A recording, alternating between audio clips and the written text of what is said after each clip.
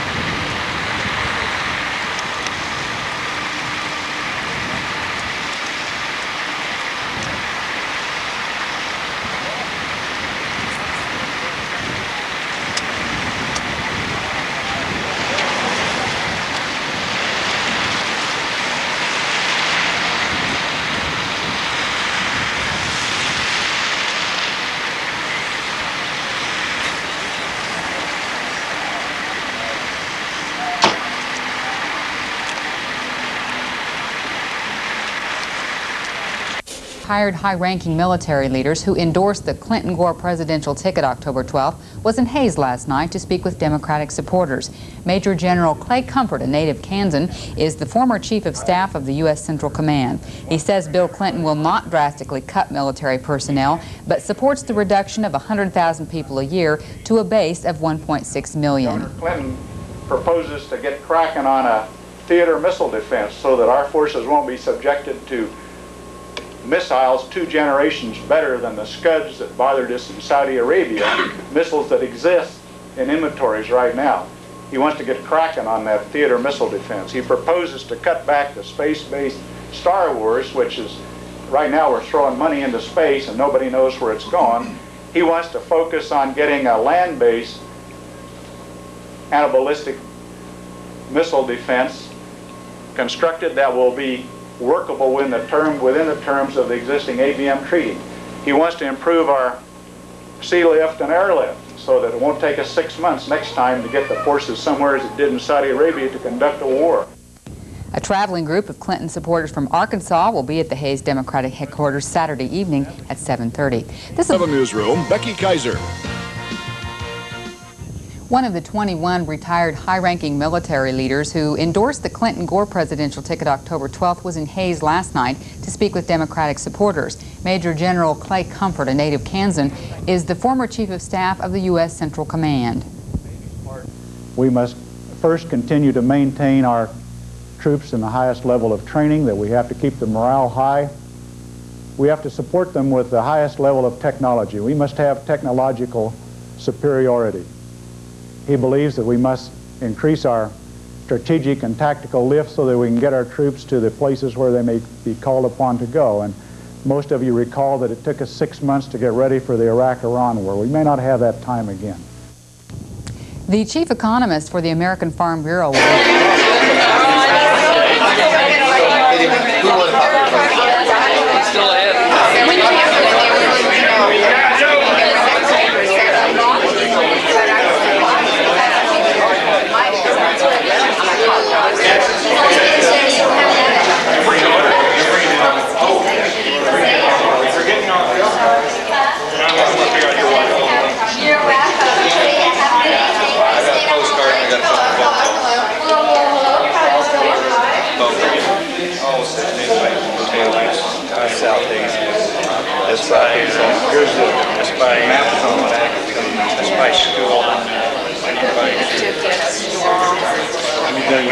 Paula Elder and I voted at the same time.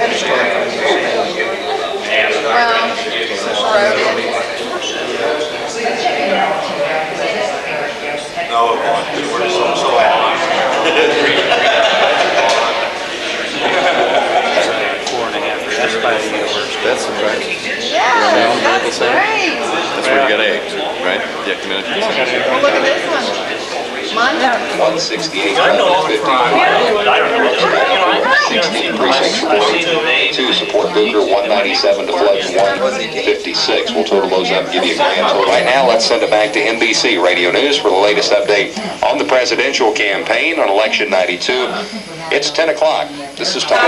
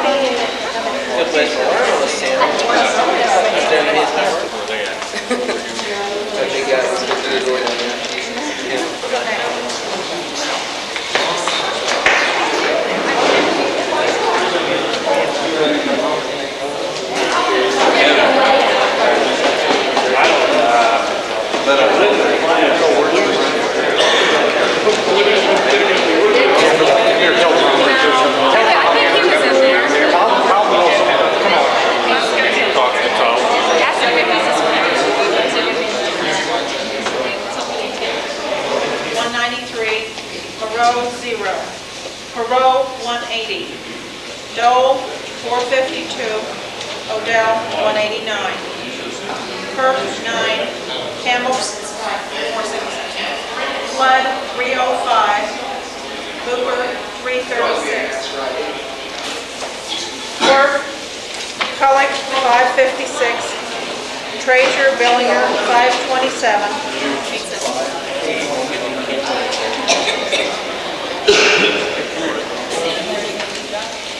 You know, there's in there already as well.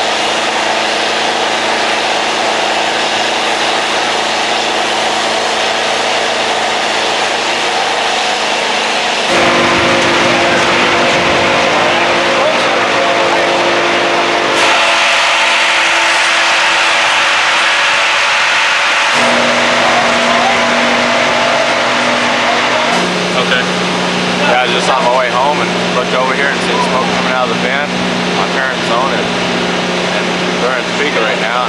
Boy, they're going to be surprised when they see this. Okay. Yeah, I was on my way back from work, drove into town and seen the smoke coming out of the vent.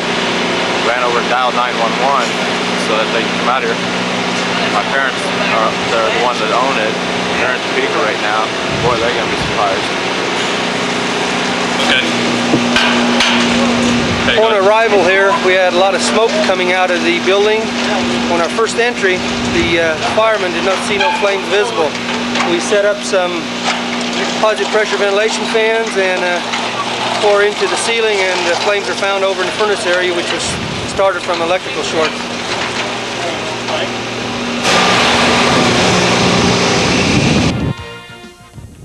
An early morning fire caused extensive smoke damage to Shirley's Cafe in Schoenchen. Rural fire crews from Schoenchen, Munger, and Hayes responded to a call by the owner's son about 7:30 this morning. Yeah, I was on my way back from work, drove into town and seen the smoke coming out of the vent. Ran over and dialed 911 so that they can come out here. My parents they're the ones that own it. They're in Topeka right now. Boy, they're going to be surprised. Acting Rural Fire Chief Dick Klaus says there wasn't much structural damage. Crews remained on the scene for about 2 hours. There was no damage. We had a lot of smoke coming out of the building. On our first entry, the firemen did not see no flames visible. We set up some positive pressure ventilation fans and pour into the ceiling, and the flames are found over in the furnace area, which was started from electrical short. There were no injuries and no damage estimate is yet available. 2 temporary pediatricians will be in place by January 1st in Hayes to fill the gap left by the recent resignations of the town's 3.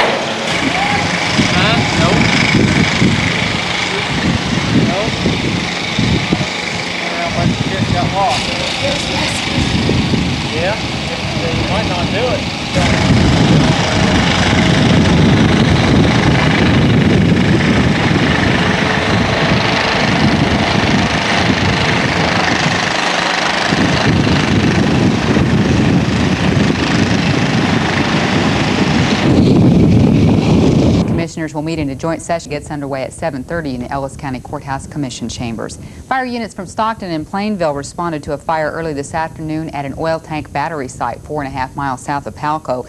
Authorities say a heating tube in the oil heater on a truck apparently began leaking and ignited the crude oil. The truck belonging to OWS Well Service of Palco and Plainville was completely destroyed. The tank battery was also damaged, and several nearby hay bales owned by Lee Couture were burned. Hayes firefighters were also called out but turned back before arriving at the scene. Hayes attorney.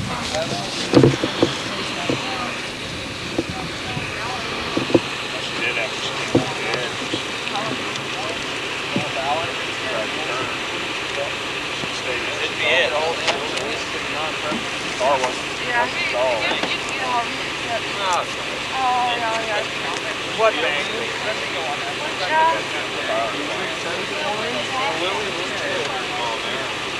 Oh! 30 miles an hour.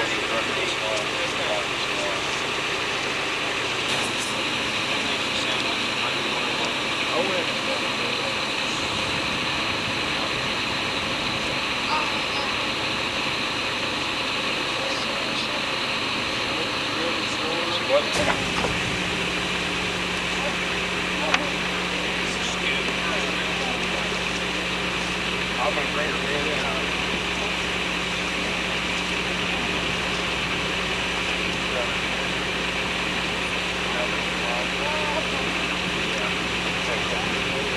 What we're gonna do, Judy, is we're gonna come this way with you, okay? I'm gonna have Lori, we'll hold your head as long as she can. Doing good, Judy. Doing good. Huh? Get her a record dispatch out of there.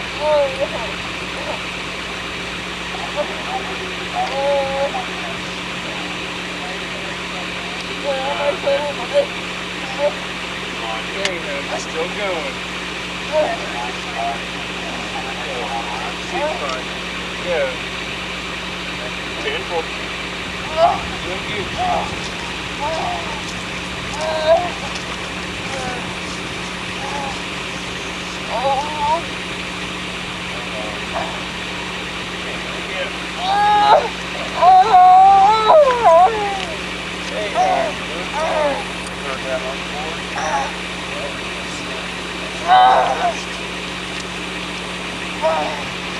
How you doing? Back this leg down. Coming on. Don't need it. Back this way. More. Back this way.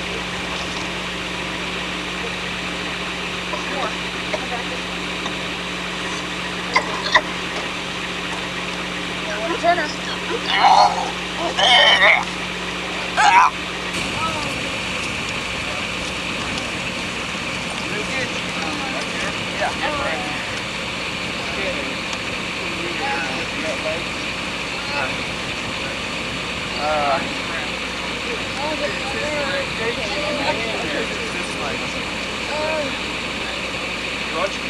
I know.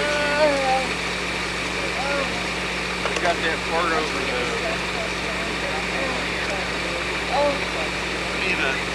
the leg splits and the heart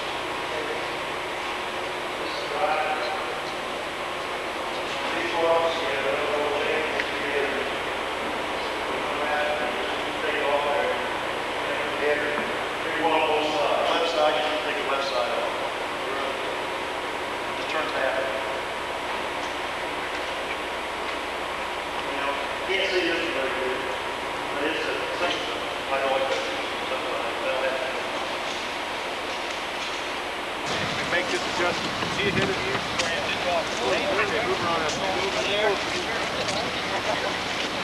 Now, when we start the evolution, the guys go up and light the fire with their hands on the nozzle. So rotate the hose to stay on these guys. Once we turn them on, we leave them, scoot our hands back. Who's leading? Who's leading? The car. I don't know yet.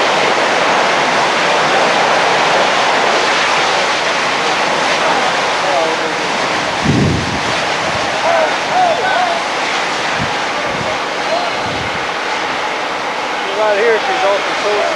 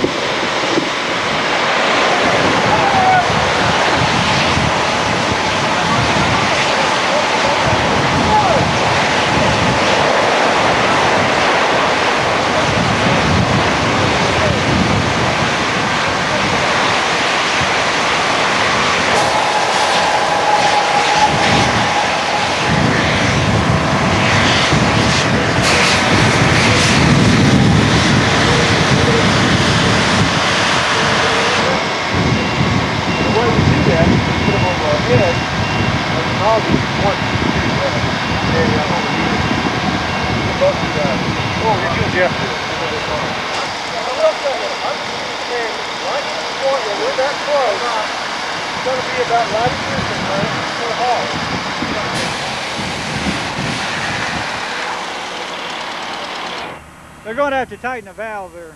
Oh, okay. Ready? Okay, my name is Joe Thibodeau. I'm the president of the Kansas State Firefighters Association. What we're doing here this weekend at Schoenchen is what we call a regional fire training. We've got several different types of classes going on this morning, and then this afternoon we're participating in a live burn. Part of the live burn process is using a Christmas tree, and what you see behind me is a LP tank that's very typical around the rural areas. We're using that as a prop, both to teach our students on how to approach it safely in order to control a possible leak on one of these tanks.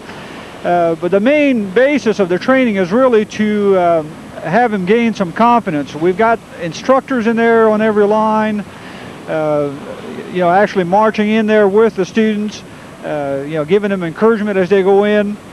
And we feel this is a good way, controlled atmosphere that the students can go in and experience some actual fires, feel some heat, and at the same time get some good instruction from one of our instructors.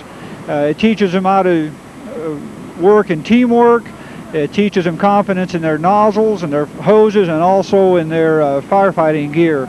So it's this process is an all-encompassing learning process. For a lot of these people, it's the first time that they're exposed to a live fire situation, and again, we feel it's very controlled, and you know, they get a lot of good out of this particular scenario.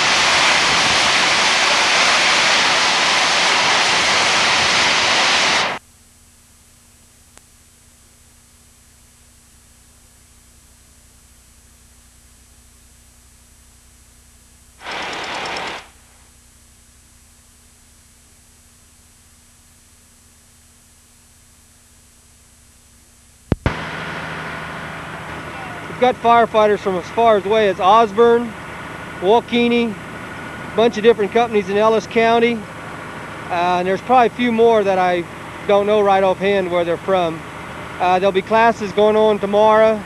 We'll have search and rescue, wildfires, firefighter safety and survival, and then we'll have the live burn again tomorrow afternoon.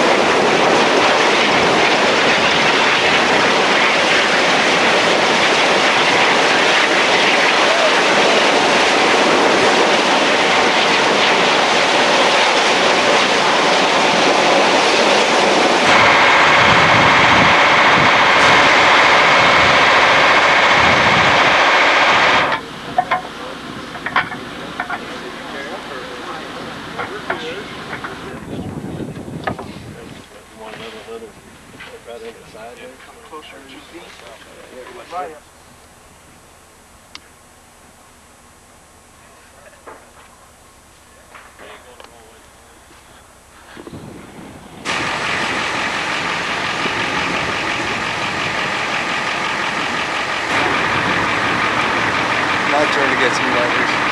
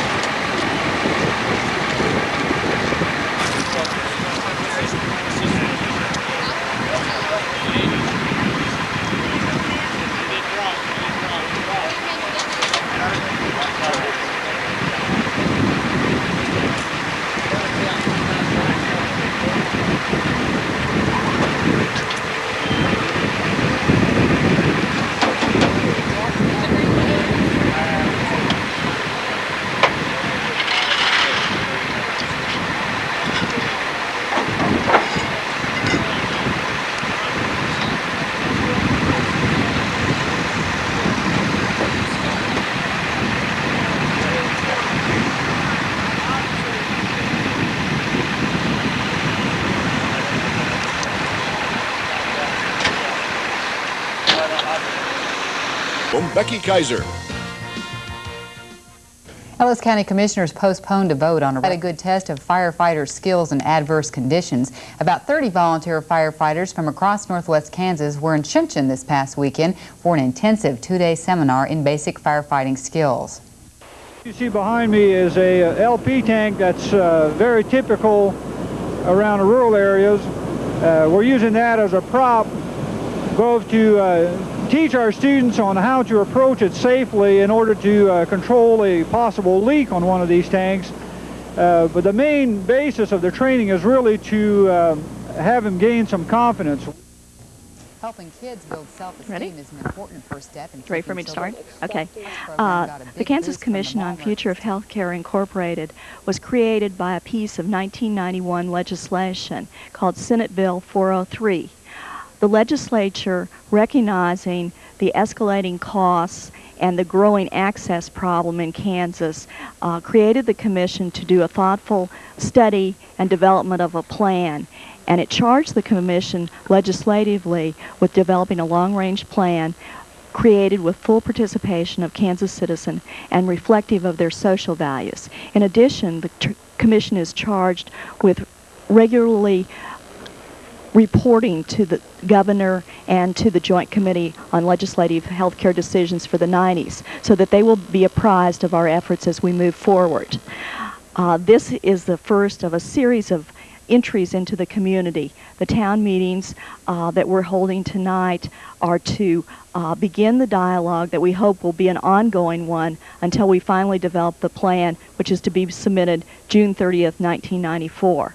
This first series of meetings will begin to give us a policy directions. We're talking about some of the issues involved in healthcare reform and priorities for the solutions on these early meetings. In the spring, we'll be back to the communities to discuss social values that people want to underlie our Kansas healthcare system. And in the fall of 1993, we'll come back a third time to dialogue about the plan and talk about refinement of the developing plan. Ready to move along with our town hall meeting pages. This is the town hall meeting being conducted by the Kansas Commission on the Future of Healthcare. I'm Merrill Wirtz. I'm from Junction City, a member of the commission. Occasionally, I'm kind of a banker, just consulting, and I'm halfway retired. As one of the 11 members on the commission, I represent the business community of Kansas. There are 10 or 11 persons on this commission. 2 medical doctors, one actively practicing and one retired, one doctor of osteopathy, one RN, one med tech hospital consultant, one hospital administrator, one chief executive of the Bioethics Foundation, one representative of the State Department of Health and Environment, one labor union official, and one state senator, one sitting state senator. So these are the 11 members. We are conducting 25 of these meetings throughout the state, and we're trying for each of two members of the commission to attend each one. So I think I will move now and introduce to you my partner, who will be tagging each other. And well, you know, we're not professional speakers, either one. So we kind of, when we see one kind of stumbling along, one of the other will get up and try to pick up. We are going to be showing some videos tonight. I can see that as a Presbyterian, I recognize them when I see them, and they take up the back views first. You may find that it's a little easier to see the videos if you're sitting down toward the front. So at this point, I am going to turn it over to Barbara Gibson, who will stay on till I tag her. Thank you. I'd like to introduce the Executive Director of the Kansas Commission for the Future of Healthcare, Inc., Barbara Langer. Dr. Langer was hired to guide us through the process which we were charged to do as a commission. We are a temporary entity that was asked by last year's legislature to do a number of things, which I would like to review with you tonight. If you picked up a bookmark, our charge is there. We are charged with developing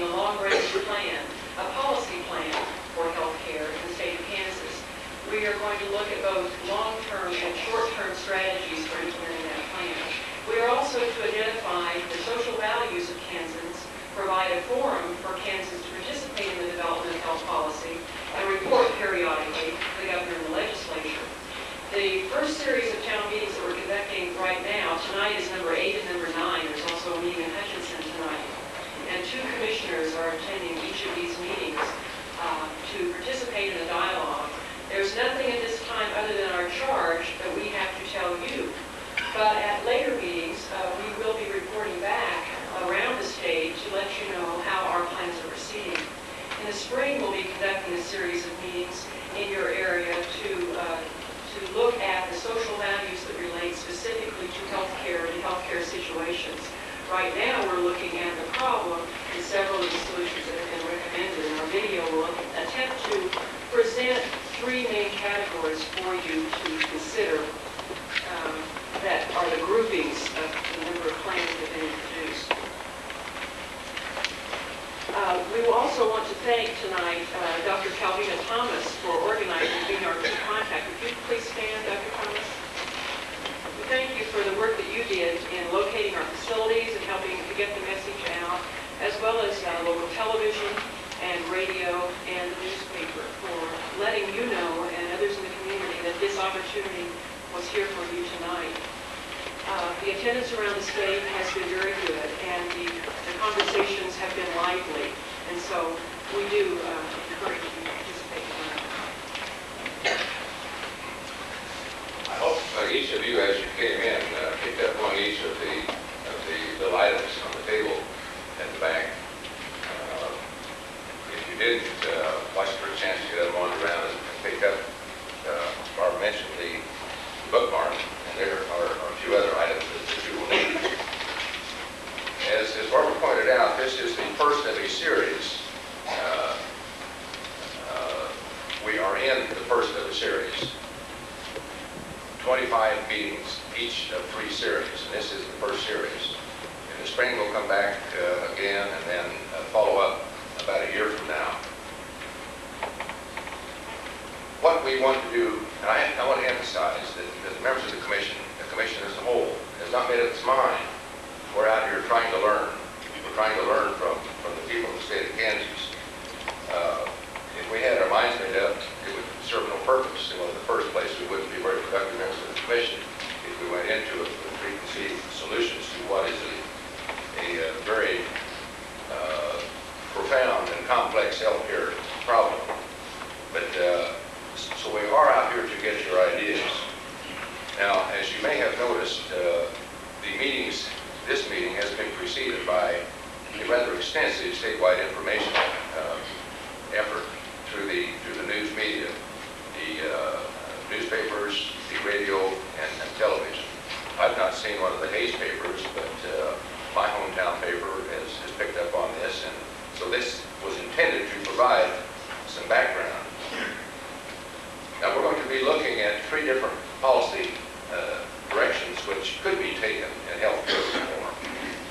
And we want you to be thinking about each of these courses of action and tell us what you dislike and or like about each one of them. Now, this is not to suggest that these 3 are the only 3, but any country in the world. So most of us rarely have to wait for even the most complex treatment. Not surprisingly, most people are very satisfied with their offer health insurance plan to small businesses and offer those small business employers tax credits for offering health insurance to their employees voluntarily. Expand the Medicaid system up to 100% of the federal poverty level to take care of those that are not employed. Some people ask if this system is really so good when we can't get everyone in, and that our health status isn't as good as other nations, and that Americans tend not to be as satisfied with their health system as other nations are. Will streamlining the current system really provide enough money to expand access to care? Some people think it's going to take stronger medicine. How about number 2?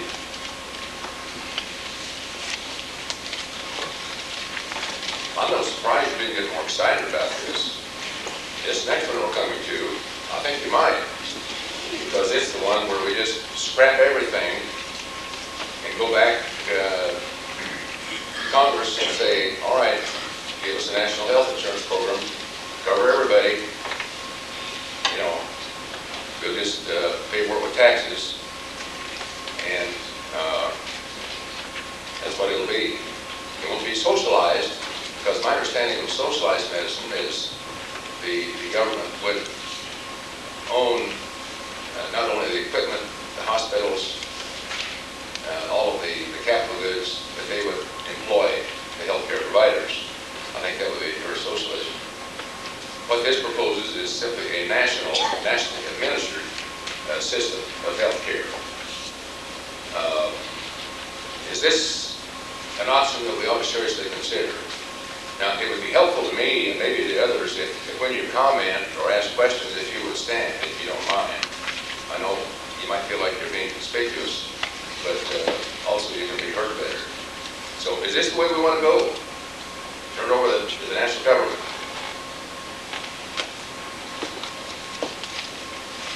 I think every time you turn something over to the national government, you just create another bureaucracy, and the costs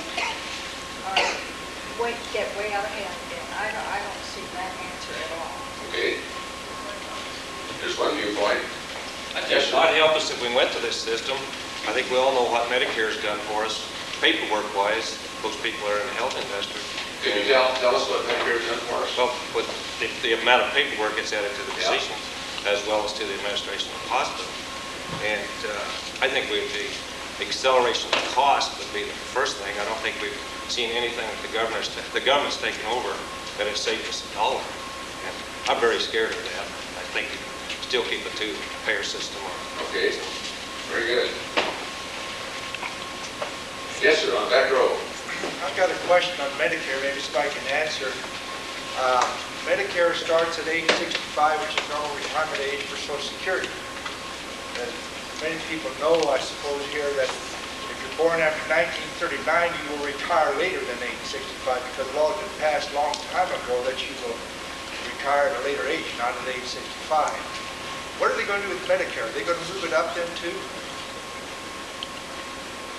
Who knows? Good question. That's a good question. If this system were to go into effect, Medicare and Medicaid would be scrapped, and everybody's types of men and women that join the medical ranks have worked very hard to get there. In Russia, for example, we have a different system than us. Over 90% of their doctors are women. I don't mean that negatively. Now, where's that? In Russia. Okay. It will tell you that it will be a different kind of physician that will join a system in a national health care system. I think we need to think about that. In this sense, they're a different kind of worker that drive for higher quality, in fact, might not be there. Secondly, if you look at the studies currently, everybody that's pushing the Canadian system isn't also sharing that the Canadians that can't get their Weinbergs for their hearts and their special cosmetic surgeries and their joints just come across the line to America. And so while we're still saying that they're in Canada getting all this special care, in fact, they're coming across the lines by the lakes and at New York, so maybe they wanted choice too. And they're choosing to use our system of advanced technology and high quality in order to get what they wanted in the end anyway.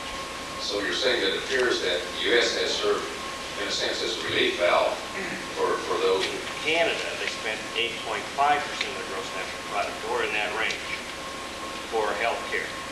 The difference is, though, you're not comparing apples with apples, but it's apples with oranges, for the simple reason that the 8.5% that the Canadians report does not include capital equipment costs, that is, buildings, CAT scans, x-ray machines, all those things that they use in their healthcare system, over and above the actual dollars that are taken physicians for reimbursement and that sort of thing. When you factor all of those things in, suddenly their system does approach close to 12.5%. In addition, in the Canadian system, their capital equipment is approaching 20 to 30 years old, and they're soon going to have a very significant budget crunch when they have to start replacing all that equipment, whereas in the American system, we have been keeping up with that on a yearly basis, and we really aren't behind in our technology. President Reagan has summarized problems that face medical care. One, that we have experienced in the United States a cutting edge of medical care today. And that's what we want. We want the best medical care that we can get for all of our people. And another thing that we've addressed tonight already is that we would like to have instant access to that medical care. Both of those things mandate a surplus, because if you're going to have an ability to get to see the doctor when you want to see him or her, then he has to have some openings for you to get in when you want to be there. That mandates an excess. The same way with the equipment. If we're going to maintain a frontline medical care, then it's going to cost money. He says there's three things that you can have, and I agree with him. You can have that cutting edge of medical care, you can have that instant access, and you can have affordability, but you can't have all three. You can only have two. Now, Medicare in the United States government has set out to restrict access to physicians.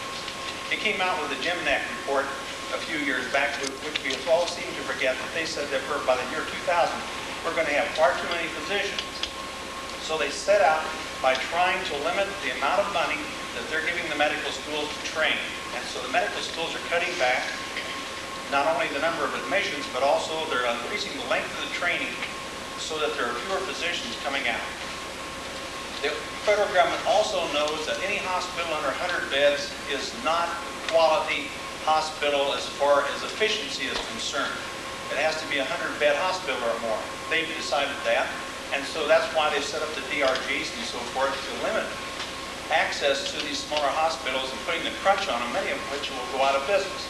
So that means that by a fiat, we're going to have to go and drive many more miles. If you're living in Colby, perhaps go to drive as far as Hayes, or those people in Hayes may have to drive as far as Kansas City to get their medical care. It's becoming increasingly impossible for a single practitioner to come out and work in the medical care system. He's going to have to join a unit. I don't know whether that's going to be a PPO, an HPO, or a Kaiser Permanente type of organization, because they're going to be the only people who are going to be able to satisfy all these recent laws that the federal government has passed. OSHA being one, and all the effects that they mandated, and that costs money to make those effects in your practice. In addition, the ADA law was passed, and you having to make changes to your building. They had the lab thing that came out recently, and the cost for the user fees that are going to impact upon the private practitioner. And the fact that the medical knowledge now has a half-life of 5 years is going to require the general practitioner to get back into the stream of things and learn more and go back. It's going to cost him more. There's going to be fewer and fewer people who are going to go into general medicine. There are going to be more and more people mandated by the very things I'm saying going into specialization. I don't see a solution to this unless you're going to limit access. You're going to have to give up... Limit geographic access. Limit geographic access. You're going to have to develop an Oregon program so that you're going to ration care. Either that or you're going to have to do like the Canadian system where they're going to have less frontline, cutting-edge medical care in order to make it affordable. Well, under choice two, it almost... Ask is, does anybody know what percent of the population was uninsured 10, 15, 20, 30 years ago? I would submit that it probably was much more news anywhere in the United States. He is reimbursed by Medicare at the 80% level in his first year of practice. He's then 85, 90, 95, 100%. It takes him 5 years to get to the payment level that a seasoned practitioner receives. In a big city, we're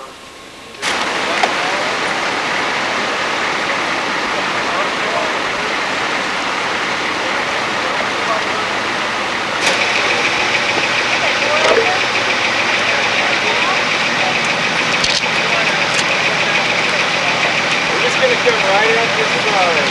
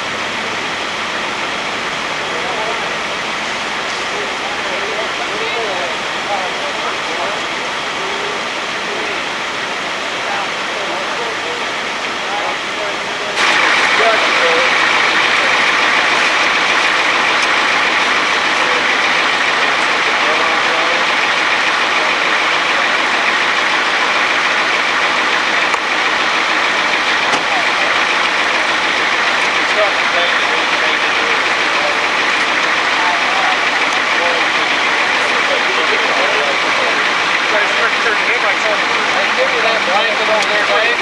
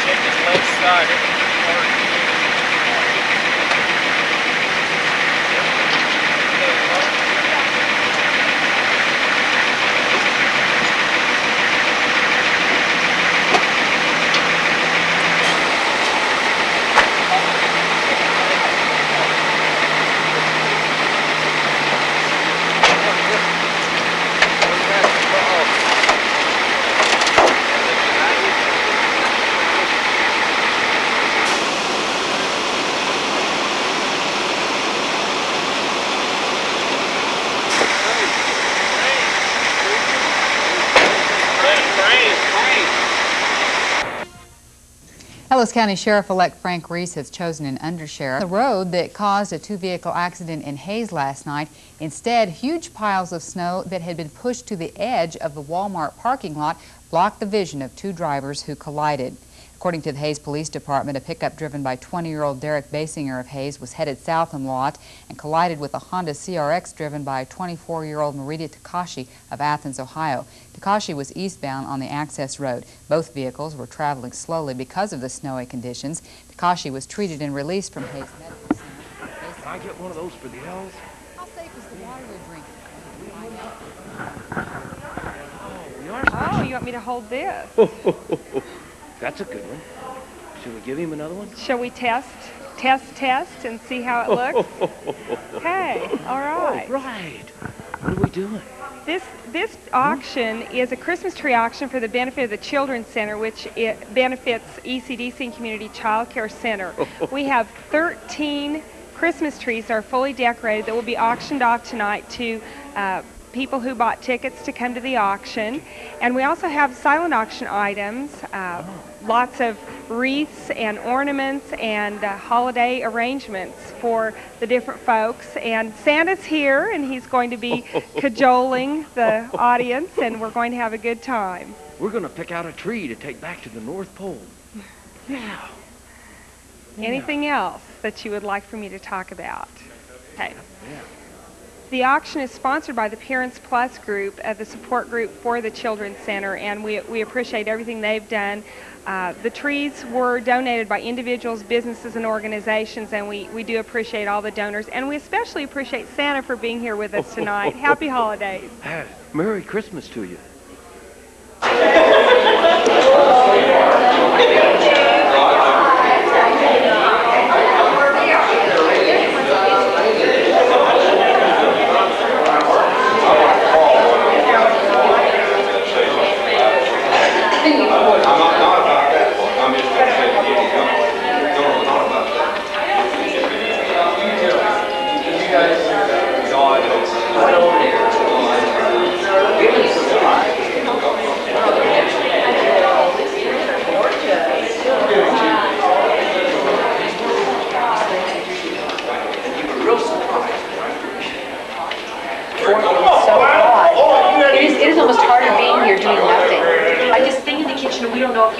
You know, then I'm here.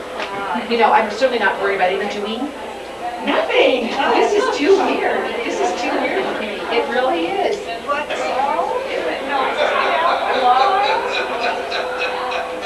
Rolling around the table, singing ring around the road. You just walked out. So we have to buy this happy meal so everybody gets Oh, how the hell? You lived with all the drums.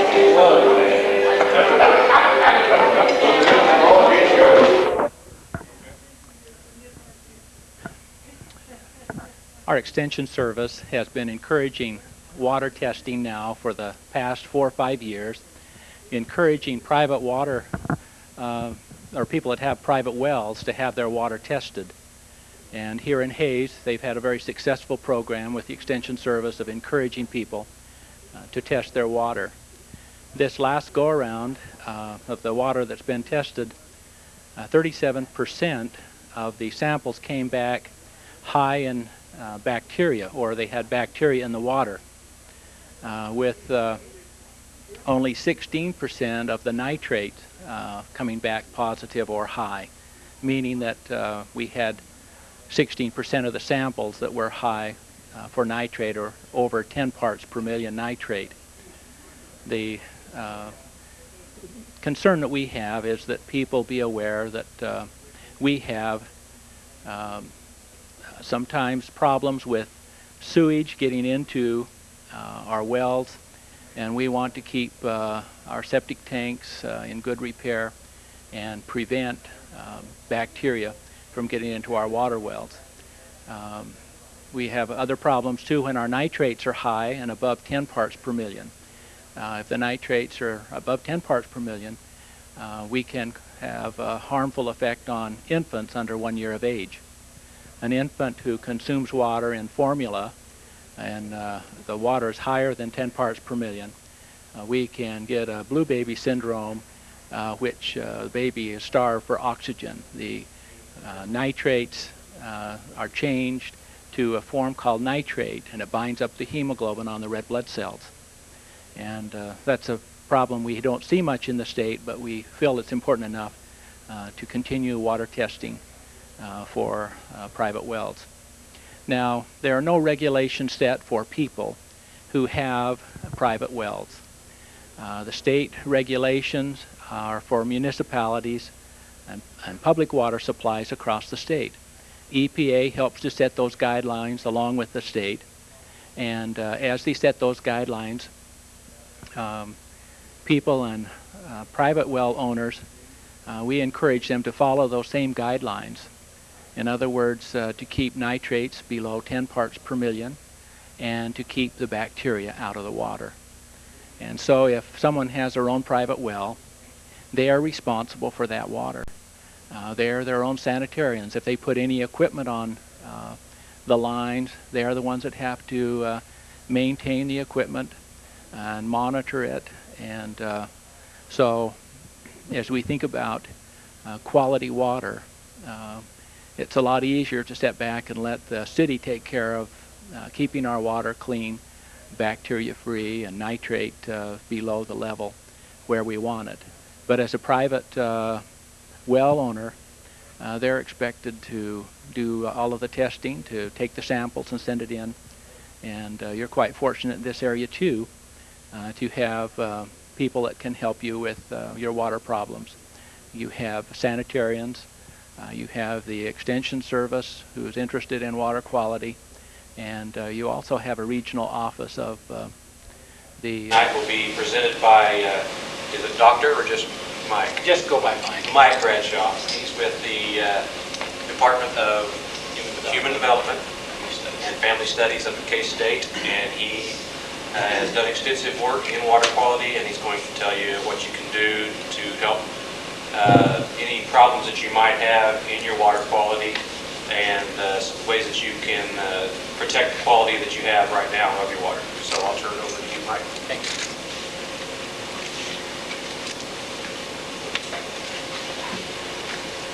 I've been out this way a couple of times, and we've had very successful programs here in Ellis County testing water. And it's interesting as we go across the state, we see a little different in the test results as we observe what is happening.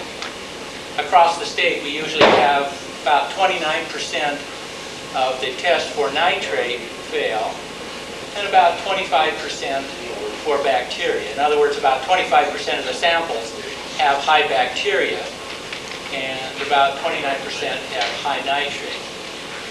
And here, the last couple of testings that have gone on, we've had a little different statistics than that, and it varies from, that's why we talk about an average.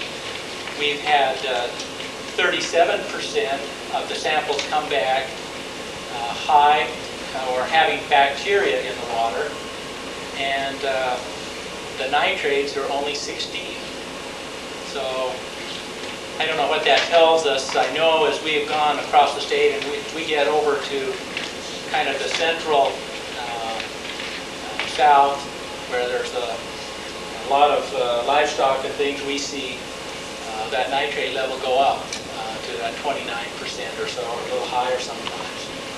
And you have little different operations here probably affecting your nitrate level. But your bacteria seems to be high, and I'm not sure why. My first guess would be if I were to come out and look at all of the wells that were tested, we'd probably see some older wells.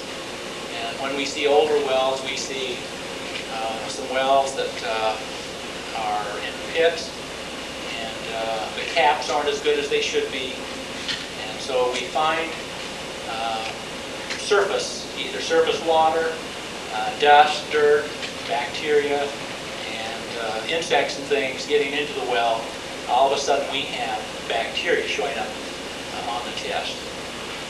The good news is that even though there were 37% in the bacteria area, only one this last time had what we call the fecal coliform bacteria in it. In other words, the bacteria was coming from an intestinal tract of a warm-blooded animal. And this is the main thing that we're concerned about, is to keep the sewage part of our household or farm operation out of our drinking water. And anytime we have a bacteria that gets in, that's a fecal coliform bacteria in the water, then we become quite concerned, because the sewage could be mixing with the fresh water, either from the septic tank or from the livestock operation. Let me just for a minute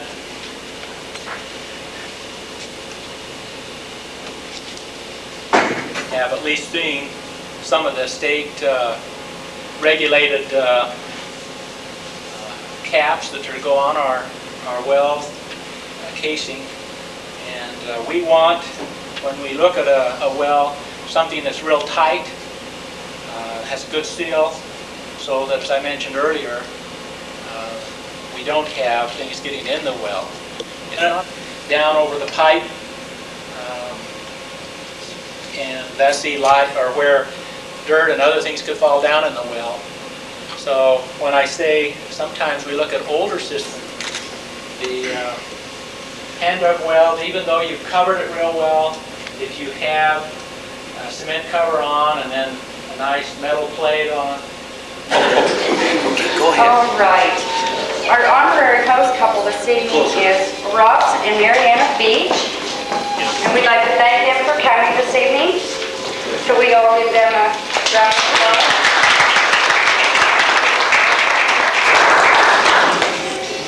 And last but not least, we have Mr. and Mrs. Harlan Murphy. And Harlan is our volunteer. Oh, sir. Don't be nervous. Yes, no, that's not a problem. You're doing a good job of helping me there. Silent auction in the hallway area will continue until approximately 8. It says a partnership in the Children's Center, ladies and gentlemen. That's what we're here for. That's what we're here for. $100 to the one, get out of the order of the 10, get out of the one, get out of $100 to the $110, get out of $1, get out of $100 to the $110, but yeah. So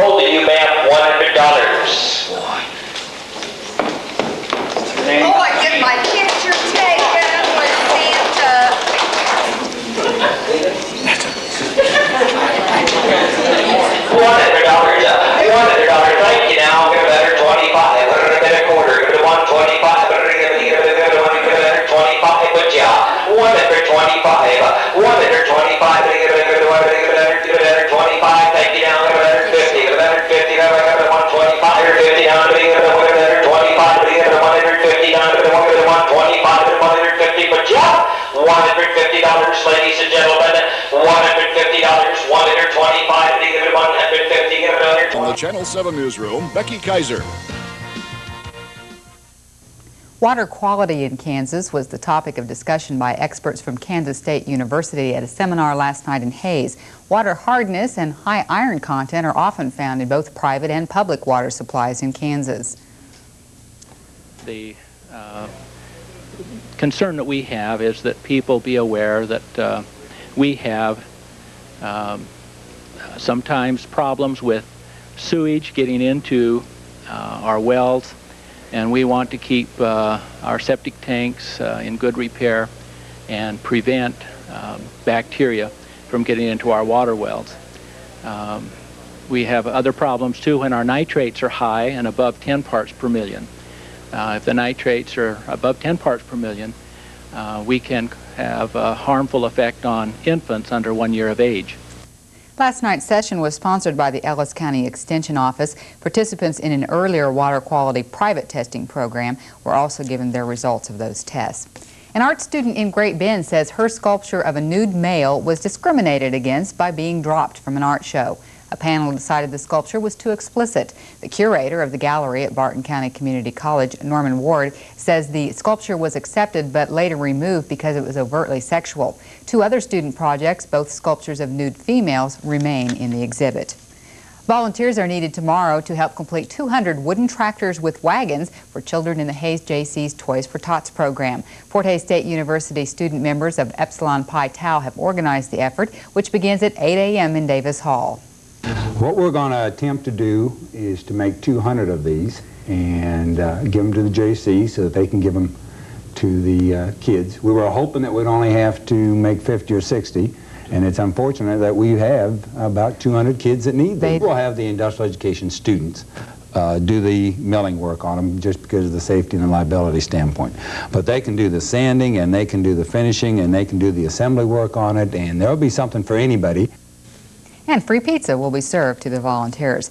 Vocal and instrumental groups from Hays, Fort Hays State University, and Hays High School will join together for the Cathedral Christmas Concert Thursday evening in Victoria. The free program begins at 8 p.m. in St. Fidelis Church with a processional by the combined university choirs. The program includes traditional Christmas carols as well as selections by Handel and Mozart. A special Christmas auction last night at the Hays Arts Council. 13 fully decorated Christmas trees as well as wreaths and ornaments were auctioned to the highest bidders. The Christmas tree auction was sponsored by Parents Plus for ECDC Community Child Care. And we also have silent auction items, lots of wreaths and ornaments and holiday arrangements for the different folks. And Santa's here, and he's going to be cajoling the audience, and we're going to have a good time. Trees were donated by individuals, businesses, and organizations, and we do appreciate all the donors. And we especially appreciate Santa for being here with us tonight. Happy holidays. Merry Christmas to you. Auctioneering services by The Hays Public Library will have a